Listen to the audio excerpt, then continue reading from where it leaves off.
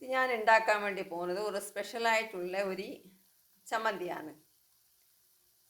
ഇതിന് വേണ്ട സാധനം 2-3 തക്കാളി, ഒരു ചെറിയ സ്പൂണ് എണ്ണ ഒഴിച്ചിട്ട് ഞാനിതാ ഫ്രൈ ആക്കിക്കൊണ്ട് നിൽക്കുന്നുണ്ട്. എണ്ണ ഇതിന് അത്രയൊന്നും വേണ്ട, ഒരു ചെറിയ ടേബിൾ സ്പൂണ് വെളിച്ചെണ്ണ ഒഴിച്ചാൽ മതി. ഇതിൻ്റെ കൂടെ 2 പച്ചമുളകും ഞാൻ ഇട്ടിട്ടുണ്ട്. ഇത് രണ്ടും നന്നായിട്ട് കുറച്ച് ചൂടാകുന്ന വരെ ഇങ്ങനെ ഇളക്കിക്കൊണ്ട് നമ്മൾ നിൽക്കണം. ഈ തക്കാളി കുറച്ച് നീരെല്ലാം പോയ ശേഷം ഇതിൻ്റെ കൂടെ നമ്മൾ ചേർക്കാനുള്ള ഐറ്റമാണ് ഇവിടെ വെച്ചിട്ടുള്ളത്. ഒരു 1/2 സ്പൂണ് മുളക് പൊടി അതിൽ നമ്മൾ ചേർത്ത് കൊടുക്കണം. അതേപോലെ ഒരു 1/4 സ്പൂണ് ജീരകപ്പൊടി, ഒരു 1/2 സ്പൂണ് മല്ലിപ്പൊടി,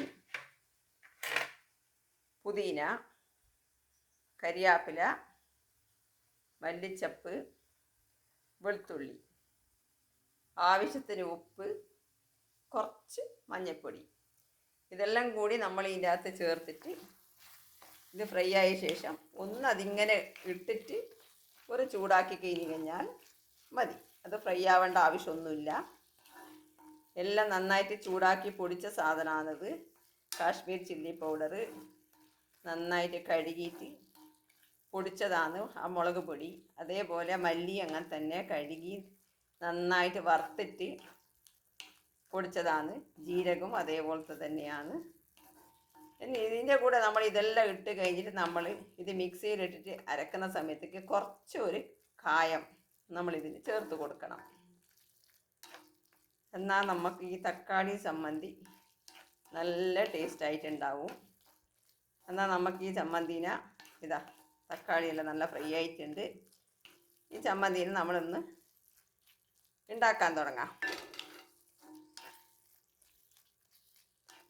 നല്ല വെള്ളമെല്ലാം വറ്റിയിട്ട് തക്കാളി നന്നായിട്ടായിട്ടുണ്ട്.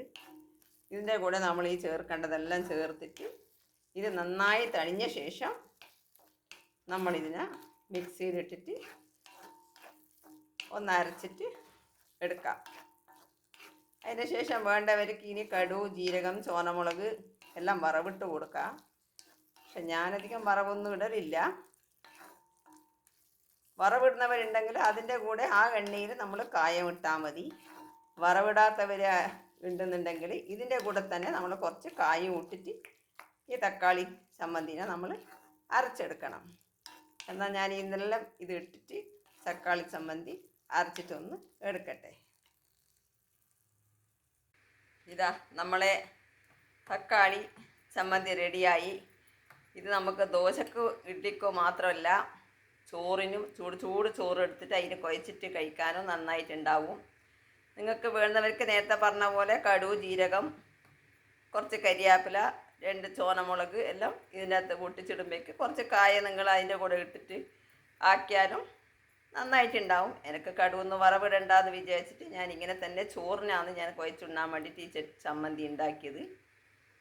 അതുകൊണ്ട് ഞാൻ വറവൊന്നും ഇട്ടിട്ടില്ല. ഇതിൻ്റെ അകത്തുള്ള സാധനമാണ് നമുക്ക് വളരെ നല്ലതുള്ളത്. പുതിന, മല്ലിച്ചപ്പ്, കറിവേപ്പില എല്ലാം ഇതിൻ്റെ അകത്ത് ഞാൻ ഇട്ടിട്ട് അരച്ച ചമ്മന്തിയാണിത്. അതുകൊണ്ട് നമുക്കിപ്പം പൗഡർ കിട്ടിയില്ലെങ്കിലും കരിവേപ്പില പൗഡറോ അല്ലെങ്കിൽ മല്ലിച്ചപ്പിൻ്റെതും പുതിനേൻ്റെ ജ്യൂസ് കുടിക്കാൻ പറ്റിയിട്ടില്ലെങ്കിലോ അങ്ങനെയല്ലോ എല്ലാവരും ഈ തക്കാളീൻ്റെ അകത്ത് കുറച്ച് നല്ലോണം മല്ലിച്ചപ്പും പുതിനയും കരിവേപ്പിലയും എല്ലാം ഇട്ടിട്ട് വെളുത്തുള്ളി നമുക്ക് ദേഹത്തിന് വളരെ നല്ലതാണ്. ആ വെളുത്തുള്ളി അങ്ങനെ തന്നെ ഫ്രൈ ആക്കിയിട്ട് നമ്മളെല്ലാം തിന്നു കഴിഞ്ഞാൽ അതിലുള്ള ഗുണം നമുക്ക് കിട്ടൂല. അതുകൊണ്ട് പച്ച വെളുത്തുള്ളിയാണ് ഞാൻ ഇതിനകത്ത് അരച്ചിട്ടുള്ളത്. നമ്മൾ ഊണ് കഴിക്കുമ്പോഴേക്കും കൂടി ഈ ചമ്മന്തിനെ കൊണ്ട് കഴിച്ചാൽ നല്ലതാണ്. വെളുത്തുള്ളി ഉണ്ട്, എല്ലാം മല്ലിച്ചപ്പ്, പുതിന, കരിവേപ്പില എല്ലാം നല്ല നല്ല സാധനങ്ങളാണ് ഇതിൻ്റെ അകത്തുള്ളത്. അതുകൊണ്ട് നമുക്ക് അങ്ങനെ കഴിക്കാൻ വേണ്ടി പറ്റുന്നില്ലെങ്കിൽ ഇങ്ങനെ ചമ്മന്തി ആക്കിയിട്ടായാലും ഇഡ്ഡലി, ദോശക്കും ചോറിനും എല്ലാം കഴിച്ച് നോക്കണം. അതുകൊണ്ട് ഇതുപോലത്തുള്ള ചമ്മന്തി എല്ലാവരും ട്രൈ ചെയ്ത് നോക്കുക. ഈ പുതിന, തക്കാളി, മല്ലി ചമ്മന്തിന നിങ്ങളും ഉണ്ടാക്കി നോക്കണം. ഹെൽത്തി ചമ്മന്തിന. ഈ വീഡിയോ കണ്ടവരെല്ലാവരും ലൈക്ക് ചെയ്യുക, ഷെയർ ചെയ്യുക, സബ്സ്ക്രൈബ് ചെയ്യുക. പുതിയൊരു വീഡിയോ ആയിട്ട് നിങ്ങളുടെ മുന്നിൽ.